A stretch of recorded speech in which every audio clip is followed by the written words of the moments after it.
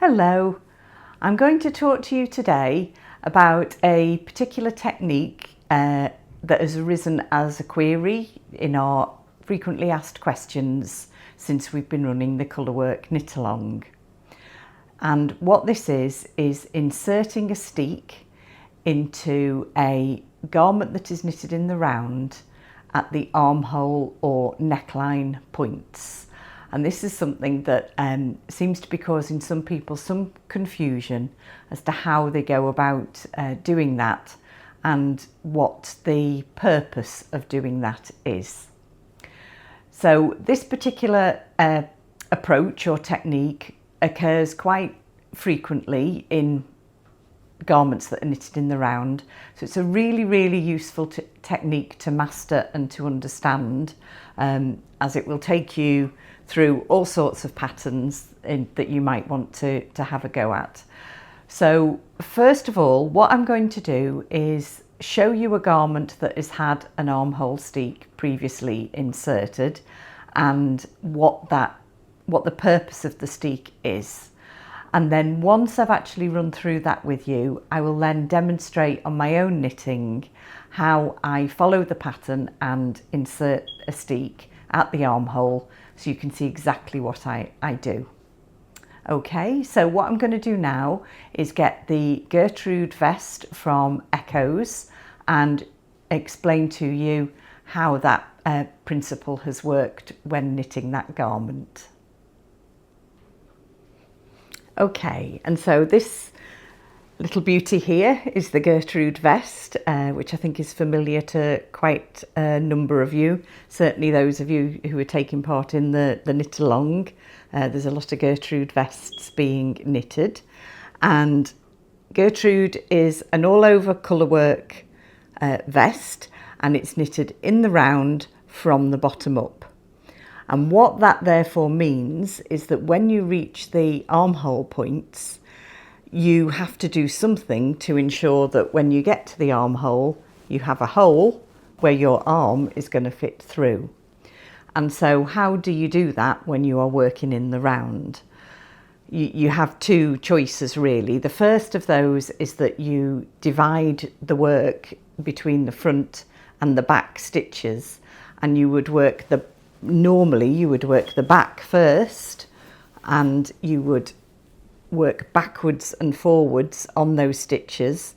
You would work knit rows on the right side and purl rows on the wrong side, and that would mean that on the wrong side you would have to be reading your chart in the reverse direction as you would if you were knitting on the right side. And again, when you do the fronts, you would then rejoin the work to each of the fronts, and you would knit those separately backwards and forwards in exactly the same manner. Now that in itself is fine, but by inserting the steeks at the armholes, that gives you a very different, enables you to have a very different approach. So it's exactly the same point when you get to the armhole division here. Rather than splitting the work and working the two pieces separately, what you do is add additional stitches in what is now the armhole itself, and you work across those on every round, and that enables you to keep working round and round in a circle instead of having to work backwards and forwards. So every single round is still knitted, and every single round reads the chart in the same direction, and the pattern is always visible in front of you on the right side. Now, I think where some people are getting confused is how do you actually do the physical insertion, and that is what I will show you in a moment. What you need to bear in mind is that to insert the steek and be able to cut it away, there actually needs to be a break in the knitting at the armhole. So at exactly the same point as you would always cast off stitches for the armhole shaping anyway, you're going to do exactly the same thing when you are doing, before you insert the steek. And then over that gap you are going to insert the steek, and you will see that what that does is create a gap where you can put the scissors and then cut the steek apart. So if that all sounds a little confusing, don't worry, I'm now going to demonstrate, and it will be a lot more clear when I actually show you how I do it, how that relates to the pattern instructions, and then when we've finished we can have a look at the inside of Gertrude here and we can see how that translates into the finished piece. Okay, so this is another garment that I'm working on. This is the sleeveless, ladies sleeveless Fair Isle pullover from Stitching Time Volume 2 Revisited, and I'm just at the point where I'm about to commence the armhole divide, and that is what you will find it called on the pattern as a rule, is armhole divide. Now, one of the first things to remember when you are knitting a garment like this in the round, that rather than with a cardigan you will be beginning and ending around at the centre front. With a sweater or sleeveless vest, you are beginning and ending the round at one of or other of the armhole seams. So this little marker here, and on the other side where you can see all the ends of yarn, this is our side seam, and our instructions are set up to make sense of the fact that you are knitting from this side seam to the next side seam. And most of the time, it's not always possible, but most of the time I try and arrange the instructions so this armhole division row that you're working on when you insert the steek is worked on a plain round. So you're not worrying about the pattern, you are just knitting in whatever the colour is given in the pattern. So with this particular garment, it's the background colour that we are working in. So what the pattern will say to you is, using whatever colour yarn you should be using, work to within a certain number of stitches before the next marker. So the next marker is going to be your other side seam marker, and that's why we put a second marker in halfway round the work. So I'm just going to move my work round slowly, and there is, you will see here, the second armhole marker. And so what we're going to do is we're going to work to a certain number of stitches before that marker, and then we are going to place those stitches and the same number of stitches after the marker onto waste yarn, or sometimes you may cast them off depending on what the pattern tells you. Once we've done that, we are then in a position to add the steek, and that's the important bit that I'll show you next. So first of all, I'm just going to return to my work, and I'm just going to knit to, according to my pattern, 13 stitches before that next marker. So if you'll just bear with me, I'm just going to knit until I get to that point.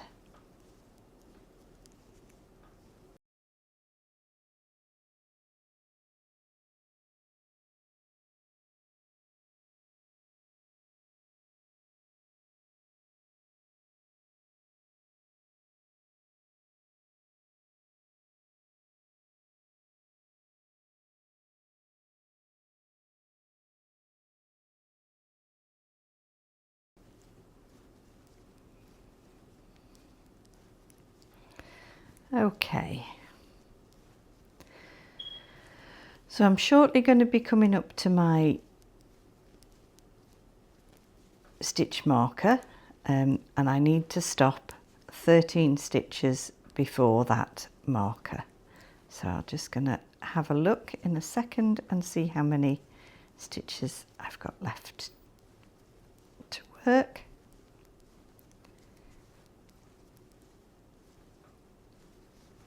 Let's have a look. So here's my stitch marker, and I need to stop 1, 2, 3, 4, 5, 6, 7, 8, 9, 10, 11, 12, 13 stitches before it.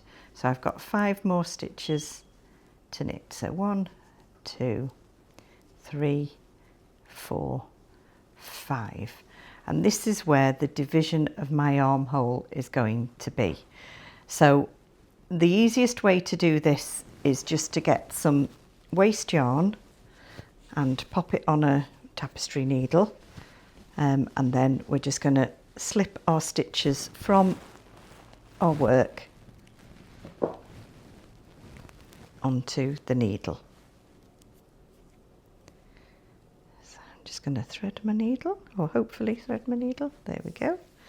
Okay, so just literally pop my needle through, and I'm just going to move the 13 before the marker onto this waste yarn, and then when I reach the marker, we're no longer going to need this particular marker, and so I'm going to remove that. Just going to slide those onto my yarn, give myself more length, and then I'm going to remove that side seam marker, and then I'm going to slip the 13 stitches after the marker also onto the waste yarn. So we've got 4, 5, 6, 7, 8, 9, 10, 11, 12 and 13. And there we go. So what I now do is just tie that off, and that is those, in this case, 26 stitches split for the armhole division, and that is 13 stitches before the side seam and 13 stitches after. So our armhole is nicely centered, exactly where it should be. Now, this is where we have a difference between inserting a steek or knitting in 2 separate pieces. If we were to now start knitting backwards and forwards, we would turn the work and we would work back on these stitches here. But what we're going to do, we are now going to insert our steek, which will give us a bridge of stitches to work across between the back and the front. Now we've taken our centre stitch marker away, so we need something to tell us when we're about to reach our steek and when our steek stitches have ended. So I'm going to put another throwing markers around. I'm going to put another marker in here now to tell me that I have reached my steek. And the pattern will tell you how many steek stitches to cast on. And in this case, we're casting on 6.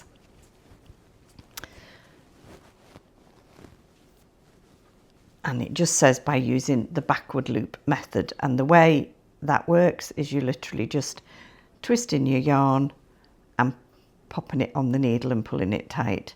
Twisting the yarn, popping it on your needle, pulling it tight. And you're doing that 6 times to create 6 new stitches. So that's 4,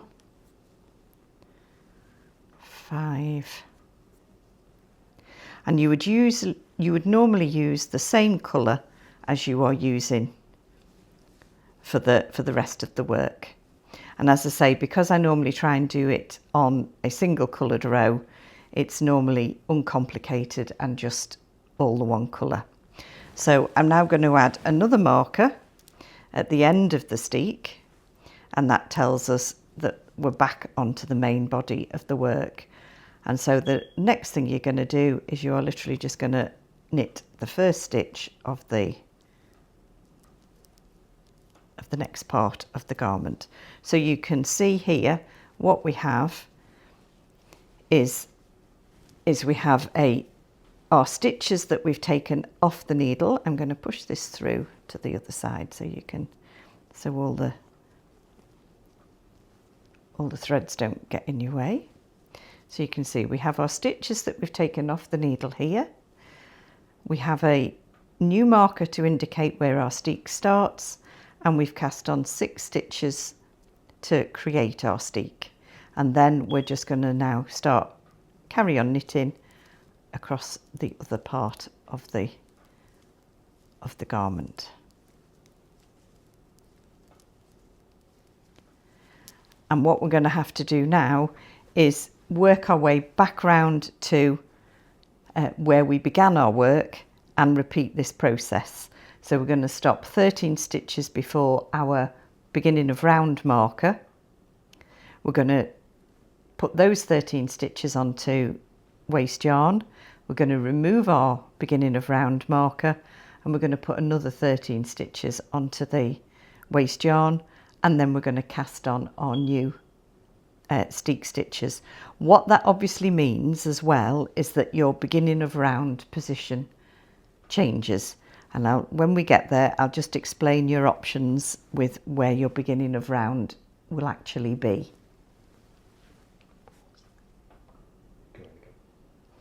Okay, so I've knitted round back to basically almost the beginning. This is our beginning of round marker where we started off before, and I'm now 13 stitches back from that marker. So I'm going to repeat exactly the same process as I did at the other end, and I'm going to put these 13 stitches onto waste yarn, followed by 13 stitches at the other side onto waste yarn as well. Now, once again, we're going to put a marker at each end of the steek to indicate the beginning and end of the steek. But where we've got the difference here is that obviously at the other side of here is our beginning of round, where we make all our yarn changes. Now, when we come to actually put the steek in, you can make a choice of where you want your beginning of round to be. It can either be at the commencement of the steek, at the end of the steek, or you can position it actually in the centre of the steek so that all your yarn ends get lost and removed in the centre of the steek. And that's often the most ergonomic place to put it, so to speak. But there is no specific way that you need to do it. You just need to know where you're putting it and how that relates to the pattern that you're knitting. Because for simplicity, the pattern writing is often done that you would begin your next round at the end of the steek. So for now, that's how I'm going to position it on this particular one. So I'm going to get my needle again, and I'm just going to pop my 26 stitches onto the waste yarn. The number of stitches you put on the waste yarn is determined by the pattern instructions. This can often be just a few stitches, or it can be a number of stitches. So you don't need to make that decision for yourself. That is determined by the pattern. So that's our first 13 stitches.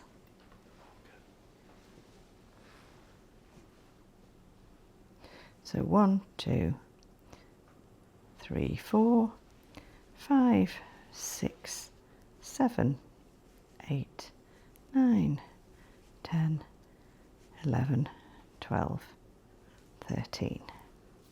So that's all 26 on there, and we're gonna fasten that off again, like we did at the other end.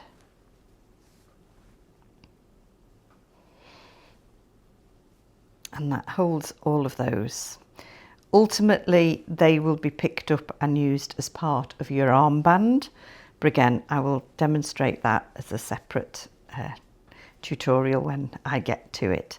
So I'm now going to cast on my 6 steek stitches again. So I'm going to begin by adding a marker, and then I'm going to use backward loop again and put 6 new stitches onto the tip of my right hand needle. So we've got 1,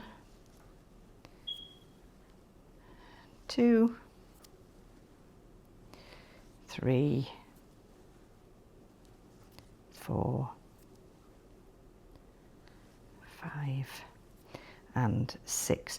You don't even need to worry about this being particularly tidy because it's all going to get cut away when you cut the steek open.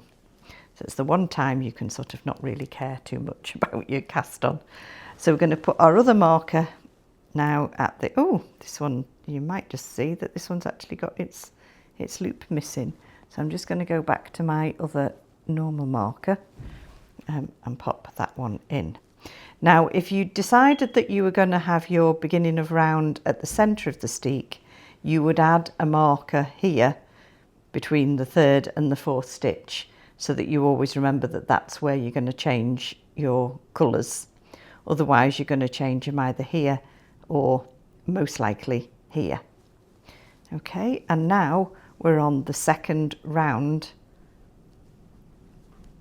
since we divided. So I'm just gonna work a few stitches here, and then we can have a look. So there we go. We are now set up with our 6 steek stitches added at one end of one side, and I'll just turn this around, hopefully not go too blurry, and 2 steek stitches at this end as well, and they are our 2 armholes. And so you can clearly see that we've now got a nice opening between the physical work that came before it and the steek that is going to follow. And that's basically how you insert a steek. Just to follow on slightly before we leave it for today, if you were then told to work any decreases on either sides of your armhole, you will always work them on the body side of where your markers are. You never work any decreases within the steek itself. That has to remain with the specified number of stitches, because these stitches are not going to be part of the body of your garment. They are there to be cut away, and that's the thing to remember. So if you're going to be doing any decreases, you're going to be doing them here or here on the body sides of the steek. But I can tell you more about that as we move on. But for now, I'm going to leave it there, and hopefully that has given you the information that you need on how to insert your steek. And there we go then. That is how you insert an armhole or neck steek into a garment knitted in the round. I hope that's answered a lot of your questions. But just to sort of round everything off, what I'm going to do is turn Gertrude inside out, and we can just take a look at where the steek has been cut open, to help you understand even more if there's any doubt at all. So this is where we have cut open our armhole steek, and you can just see the remnants of the steek stitches running up the side of the armhole. So yeah, you should just be able to see where the remnants of the steek stitches are and where they've been cut open, and then you can see that we've still been able to do our shaping, and across the bottom here is where we have cast off the stitches in the body, and that gives us the width of our armhole. And that really is basically it. And the same thing is repeated on the other side and also on the neck.